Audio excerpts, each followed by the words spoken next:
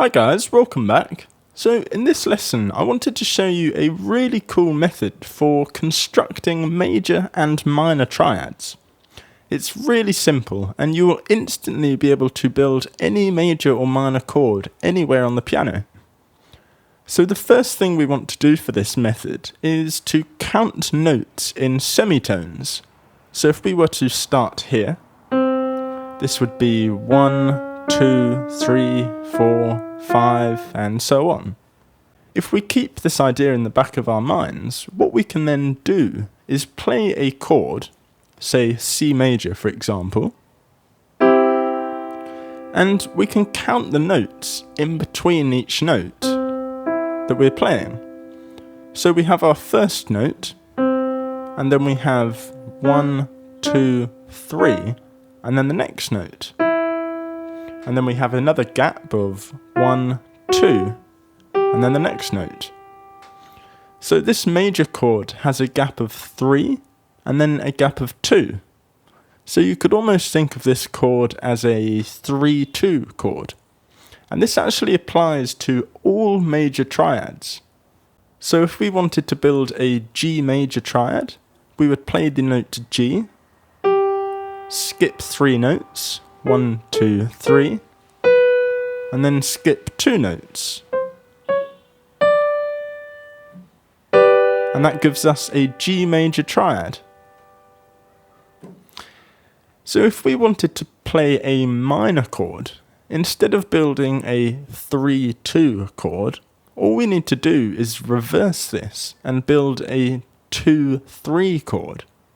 So if we wanted to play a C minor chord, we play the note C, we skip 2 notes, 1, 2, and then we skip 3 notes, 1, 2, 3.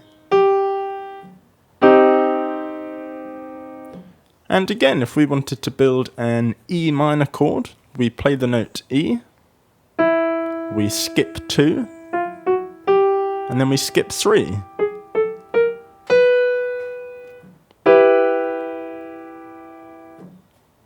So the thing to remember here is a major chord is a 3-2 and a minor chord is a 2-3.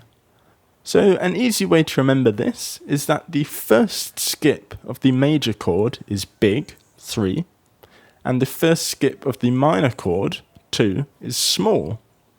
And since the words minor and small kind of mean the same thing, that should be nice and easy to remember. So let's just go over a few more examples to finish. Let's play a B flat minor chord. We play the note B flat, and it's minor, so the first skip is small, so that's 2 notes. And then it's going to skip 3 notes. And that gives us a B flat minor chord. One more. Let's build an E major chord. So we play the note E, and it's major, so the first skip is big, so we skip 3 notes, 1, 2, 3, and then we skip 2 notes. And that gives us an E major chord. So there you have it guys, a really simple and efficient method to work out any major or minor chord anywhere on the piano.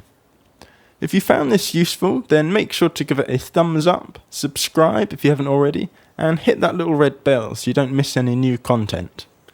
And also make sure to check out the full playlist this video is from, which is all about chords. Thanks for watching, and I'll see you in the next one.